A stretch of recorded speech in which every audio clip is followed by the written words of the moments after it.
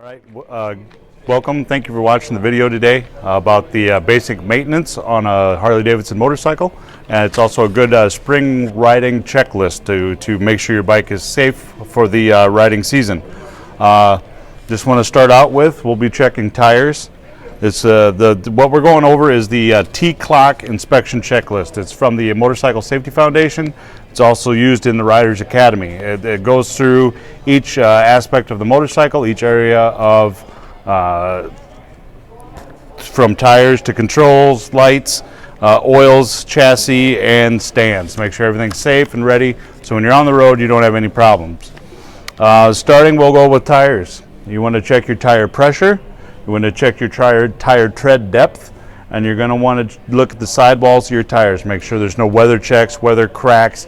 Roll them around, make sure there's no bulges, no abnormal lumps. Check your surface of your tires. Make sure there's no cupping, any irregular wear, anything like that would cause a concern. You want to check that both front and rear. If the bike is on the ground, you definitely want to roll it forward, check the spot, check it as you're looking all the way around that tire, make sure there's nothing in there. Also kind of good to do before you go for a ride. Each time, make sure there isn't a nail in it. Make sure that you're checking your tire, your pressure of your tire, because that's one thing we see a lot of concern with is low tire pressure causing bad wear, also could cause tire failure too when you're going down the road. Right along with tires, we're going to go right into wheels. You want to check on cast wheels like this. You just want to make sure they're not cracked, there's no damage. But you're there again while you're rolling it around, checking your tire. Take a look at your wheel, make sure everything looks good there. On spoke wheels, you want to make sure your rims are not cracked. We have seen before, after several years, that of your bike on the road, they get a little water in the wheel through the spokes. They do get a little rusty, and sometimes a rim will split. Along with that, you want to take out your hand and grab the spokes, feel the spokes, make sure they're good and tight. Any type of loose spokes could cause a wobble or a wiggle as you're going down the road. Along with that, just checking for any cracks, dents, rim damage. A spoke wheel will sometimes get if you hit a pothole really hard, it can get bent. A little easier than the cast, but the cast wheels also can get bent. But just checking all that and make sure they're good that way. While you have your bike like on the ground, just grab both sides of your tire and rim and just wiggle your tire back and forth. If you see any or hear any noise or any movement, you know that's a good way to check your wheel bearings. If it's making noise or clunking, chances are you might have a bad wheel bearing. Just always good to make sure you're inspecting that stuff before you get out on the road and have a problem. Next, we're going to go into the brakes. You know, grab your brake lever. It's obviously on the other side of your rear brake here. Just push down it. Make sure you got good pressure. Make sure it feels right before you get to the first stop sign at the end of your block and can't stop. Take a look at your brake lines. Make sure there's no cracks, no leaks. Make sure your caliper body down here, your brake calipers, there's no leaks where the fitting comes into your caliper. Get a flashlight and look at the pads. Look at your pad thickness. Make sure that you have a good ample supply of brake pad left. If not, I mean, it's going to be a good time to replace brake pads. Then that is for front and rear. Touring models always have dual discs, so check both sides, front or left and right, and then the rear there's only one brake ever. But front there could be two, so make sure you're checking them both correctly. With that, make sure you're looking at your brake rotors. You know, the rotors is what the pad's running on. Make sure that they're smooth, they don't feel gouged or worn like you have extra metal transfer from a bad brake pad. Make sure they're not bent. If they're bent or warped, you'll have a pulsating feeling in the brake lever. If you're having that pulsating feeling, you know, get them in, we'll get them measured for you. Maximum warpage is 8 thousandths on the front brake rotors. Anything over that, should be replaced. So I mean, that'll feel a lot of travel in your front brake lever. Moving on in with that, we'll get into the controls up here on the handlebars. Start with the handlebars, just a visual inspection of your handlebars. Make sure they're good, they're tight, they're not loose in the risers, they're not wiggly, that they're square and they're straight. Make sure that your grips, especially on the throttle side, your grip hasn't got any damage on the end of the grip where it's going to impair the throttle on the motorcycle, like it has, you know, stored or hit the side of the garage wall or something silly that's damaged your grip. You want to make sure that grip is free moving on the throttle side. Get there, moving into your levers. We touched on a little bit with the brake, but on the clutch side, make sure your lever is good and tight. Make sure it feels good pressure on your clutch, or clutch cable is adjusted properly. Check your pivot pin. Make sure the little circlip is on the bottom of the pivot pin. Make sure that it's good and secure, that you're not going to lose the pivot. There again, on the brake side, do the same thing. Inspect that lever. Get right, make sure everything's good. Make sure your master cylinders are not leaking or seeping. If they are, the brake fluid is corrosive, so you want to get that taken care of so it doesn't drip down onto the paint or anything like that. This bike is all hydraulic, but on the other ones that are not have a hydraulic clutch, it'll be a cable-driven clutch cable. Make sure that that's free and moved and free and easy moving. Make sure it's got the proper adjustment up here at the cable. When you pull the cable out of the clutch perch slightly with the lever all the way out, there should be about a nickel's width of gap between the end furl of the cable and the end of the clutch perch. So just make sure it's adjusted properly so your clutch will work properly. And then now we're just getting into the cables of hoses. This is a twin cooled model, so make sure that the twin cooled hoses don't appear to be leaking anything. Look down here by where your water pump is. Make sure there's no puddles or anything there. Check your gas hose here, the fuel line. Make sure there's no leaks or seeping there. Any of your oil lines, anything like that. You just want to give it a good general check over to make sure everything is safe and in good operating condition. These new twin cooled models, they just told us from the factory, can run approximately 50 miles with no coolant. Prior to this, they were saying it would just turn into an air-cooled motor and you could run it just fine, there would be no problem. Since then, now this year, they have decided that that's not a good idea, that I have a 50-mile window and they need to have coolant in them. Because of the way the way the heads are designed with the open passages for the coolant to go through, it's also an open pocket full of air then, and then the air does not cool when it's in the head like that, so it has to have coolant in the passages. So then on here next is throttle. Just make sure your throttle is free and easy moving, doesn't have any drag to it, so when you would open it all the way up and let go, it'll snap right back, that there's no hesitation. So if your hand comes off the throttle, the bike will slow down, it does not hang on. Next we get into is the lights and electrics. We start with your battery. Make sure if your battery's been plugged in on your battery tender all week, or all winter, or all week when you're not riding, you should be good to go. It should have no problem. If they do sell that little tester to test your battery voltage, you plug that in, double check, make sure you've got a good battery voltage there. And along with that, if you can get to your battery real easy, make sure your connections are good and tight. That we see that a lot of problems, a lot of erratic or hard to diagnose electrical problems come right down to loose battery connections. You tighten up the connection and all the problems goes away. So it's a simple place to start, and it can save yourself a lot of headache. Your headlamp, it gets into double checking all your lights. So you can turn on the ignition, make sure your headlight works, high and low, make sure you're checking them. With the connection on, walk around, check your brake light, check your tail lights, make sure your fender tip light works on this model. Make sure your tour pack lights will work all underneath here. Make sure you're spending the time to do a good walk around just for your own safety. Turn on the turn signals, make sure the switches operate the way they should, make sure that all the bulbs work, make sure everything's free of moisture, and that all the lights light up for your own safety. Get in that, just check all your switches. Make sure that the radio switches work the way they should, and the turn signals, and your cruise, and make sure everything kind of works, so when you get out on the road, just getting re-familiar with your bike if it's stored for the winter, then when you're out there, you're safe, you know exactly how to go and what each does, and everything works correctly. Along with that, just make sure your mirrors are good and tight, that there's not real loose, and they don't wiggle, and that they're adjusted properly before you take off. Lenses and reflectors, make sure the turn signal lenses are tight, that they don't just pop off. Make sure that the reflectors are in position if you want them on, to make sure everything is safe that way. Next on the list is wiring. I mean, if you see some exposed wires, that's probably going to be a problem. If the lights aren't working in a specific area, it's possibly if the whole area is not working, it's probably a wiring problem. If you don't feel comfortable getting that deep, give us a call. We'll definitely help you out. Next, we're going to get into the oils. So on this here, this is your primary. This is your primary oil. You'd have to remove this cover, and with the bike standing upright, you want the oil approximately at the bottom of the clutch hub. So just a quick inspection would be removing those 5 screws there of the derby cover, taking that off, visual inspection with the bike upright. The bike has to be upright. If it's on its side stand, oil will spill out. So it has to be upright, and then visual inspection, and then put the cover right back on. And then on the other side is where the engine oil dipstick and the transmission dipstick is. So behind this floorboard is where they are on touring models. The bigger knob is your engine oil. It threads out, and you double check your engine oil level. There's 2 lines on the oil dipstick.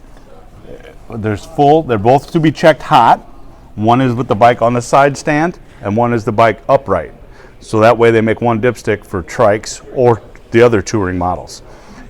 When you check your oil, make sure you're checking it at the appropriate level. Because if you fill it to the hot on a side stand, is where it should be if you're checking it on the side stand. If you're checking it on the side stand and you're filling it to the level of upright, that adds about an extra half a quart in there, and then that's where you really start seeing some of the oil carryover concerns with oil blowing out of the air filter or extra pressure in the motor causing more leaks in other places. But you really want to make sure you're watching it and filling it to its appropriate level. It's always best to check it hot. So you do an initial check in the garage, it's cold, okay, got good amount in it, it's going to read a little bit lower with cold oil. Drive over to the gas station, fill up, get ready for the ride. When you get over there, just double check it, make sure you're in good shape. And then after you get it good and warmed up, grab a flashlight when you get back home after riding it a little bit, check around, look for leaks, look at the rocker boxes up here, see if anything's leaking here. See, check your cam cover and lifter areas, see if there's anything abnormally leaking. We do see sometimes a little bit of a side cover leak over here, the transmission by the exhaust bolt. So double check there. Make sure that it's good and dry, because the leaking oil, one, is going to be, causing a mess of your bike, but it could also cause your rear wheel to slip or have a problem there as well. And it's just good to get taken care of. If you get a significant investment here, you don't want it to deteriorate and look terrible because it's got an oil leak. Next thing we're going to get into is the chassis. The first thing here it says is check the condition, look at the frame. Well, the frame's pretty difficult to see, but it's just a general inspection of everything. Make sure everything looks like it should, that there's no cracks. We've actually had bikes traded in that had cracked swing arms before. So you just want to definitely check it over, make sure you're going to be safe. The biggest thing is being safe.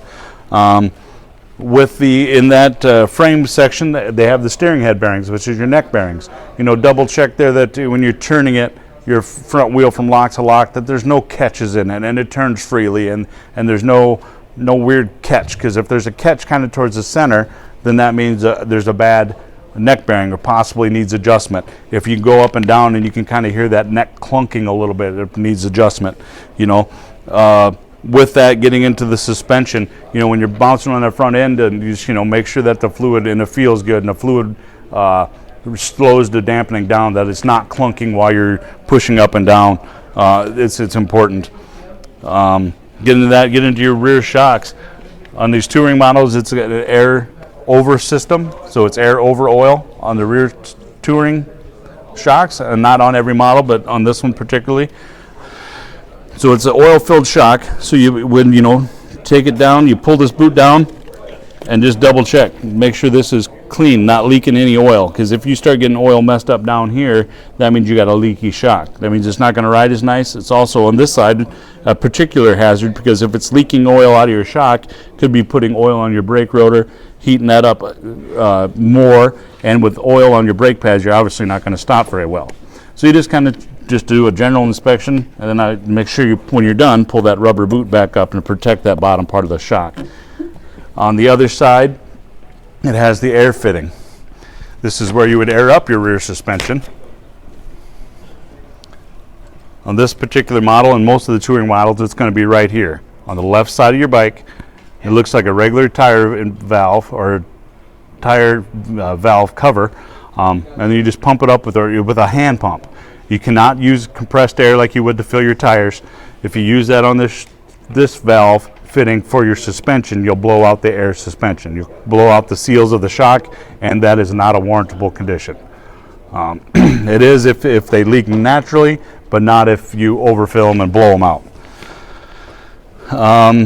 Next, we'll get into the chain or belt. Well, these all now have automatic primary chain tension adjusters, so there's no real way to check that. What there is though is the secondary drive belt. The check is right here. There's a little window cut out, and you press up, and it should have about 3/16 to 1/4 inch of travel with 10 pounds of force. So they may feel pretty tight, but they're set to be a little tighter. A loose belt will damage the teeth quicker than a belt that's adjusted too tight. And a belt that's too tight will have a little whine. A belt that's loose has a squeak. But basically, if you can move that in the center of the belt at its tightest spot, you're supposed to measure that. But this is all something we kind of do on our services. We check all this stuff that we're going through. So if you're not overly comfortable doing it all yourself, give us a call. We can set something up for you, and we'll go through it and check over your bike for you. So then getting into next, check your fasteners. Just to make sure nothing's loose, everything's good and tight. Kind of grab on pieces and shake and rattle. If anything rattles, that it's too loose, that it's that's an awareness that there's a problem. Take the heat shields and kind of just knock on them a little bit, see if they have a tinny rattle. A loose rattle at any way is something that you'd like to get taken care of, because it's going to annoy you going down the road. A lot of something we see here with the touring models is your shift linkage. Just take, loosely grab one piece and rattle, make sure the whole assembly moves together as one. If you can hold this back arm and wiggle the front, and the front will move and the back won't, that the pinch bolt here is loose. We see a lot of that with touring models. That's something definitely to keep an eye on. But just double check, make sure everything's tight, make sure the jiffy stand works properly, make sure the bumper's on it. Just general check over, make sure all your controls, mirrors we've talked about, just kind of check over, make sure all your fasteners are tight. Next, the last thing we got on there is S for stands. Our motorcycles do not have a center stand. All we have is this side stand. They do offer an accessory center stand, a detailing stand, a write-off, and we do install those, and they do work really well. But the ones originally equipped are the side stands. So make sure the spring's on, make sure it's tight, make sure your rubber bumper is on, make sure this tab is adjusted properly so you can get your foot on it easily. It's not up too high or down too low. Just do a good visual inspection of your stop right here.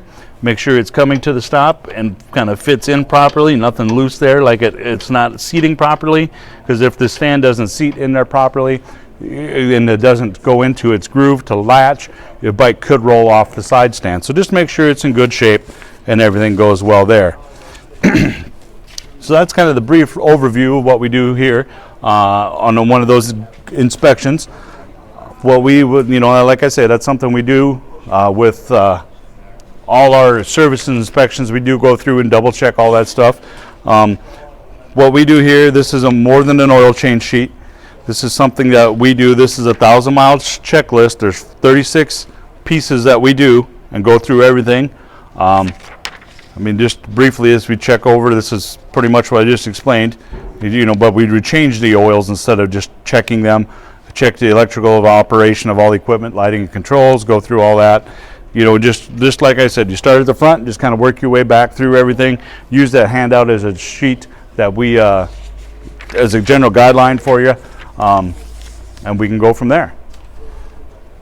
Another thing we do sell here is our J&S jack. We have this Softail Slim put up on the jack right now. And instead of, when we talked about checking your neck bearings or checking your wheel bearings, you can get down here. If you have like this, spin your front tire, listen to your wheel bearings, make sure that brake disc then is going through your pads correctly. Check your front end swing, make sure you're not feeling any clunks or any bumps or any noises or anything abnormal there when you're going through like that. Make sure it kind of swings and moves freely. There again, to checking your brakes. You can spin the tire and then use the brake. Does it stop it nicely and quickly, or can you feel any damage? That it's not stopping properly, or any pulsations. Going in the same way with the rear tire. You know, you can spin your rear tire, make sure your rear brake works, make sure it's all good and solid there. There again, now you can check your oil upright. And your transmission dipstick here on the soft tail is down underneath the oil tank a little further. It's right down in here, instead of being a little bit easier on the Touring. But just a general real nice jack to have in your garage. You can use it for storage, you can use it for moving the bike around. Makes it a real handy. Do you want me to go on all them products too? Yeah, just touch on them that we offer. Okay. Then through Harley-Davidson, we do offer all the service tools to do this kind of thing. This is your tire tester. It also does tread depth. So to use this, you'd push it all the way out. So the bottom peg is all the way out. And then you press it into your depth of the tire. And then that'll move this needle down.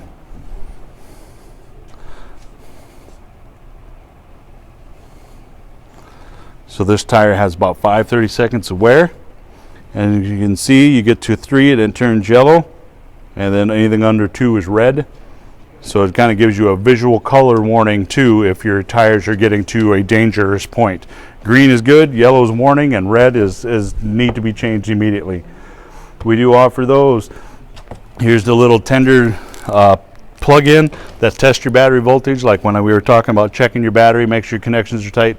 This little thing can check your battery voltage standing right to your battery tender harness without having to take the seat off or anything. This is an air suspension pump. This is what you would use for pumping up the rear suspension on the Touring models. I mentioned we couldn't use compressed air. You have to use a small pump like this to make that work. Next is the new tire inflators. 2 different places to fill, 2 different ways to get in there. You press the trigger here when you're ready to hook up to your compressor. Push this, it inflates the tire. We let go, it reads how many PSI are still in the tire. So it's a great tool to check them out. Traditionally on the Touring models, we're at 36 in the front, 40 in the rear. And most of the other like Dyna and Sportster models are 30 in the front, 40 in the rear. V-Rods are a little more specific at 34 in the front and 42 in the rear. And Softails, it depends what model it is, but they range either 36 and 40 or 30 and 40 usually is what typically. They do offer a valve stem extension, which you would screw onto the valve stem of your tire and then air it up with this. You know, some of the models are a little bit more difficult to get the bigger tool in. This was redesigned for this year, so we've had good luck with this one. For you know, you're changing your own oils, this is a nice little handy funnel to set inside your derby cover to fill that narrow spot there. We also use in the back here, we're using these oil drain pans along with a filter wrench, and then just a seconded nice funnel that works really good for the transmission filling.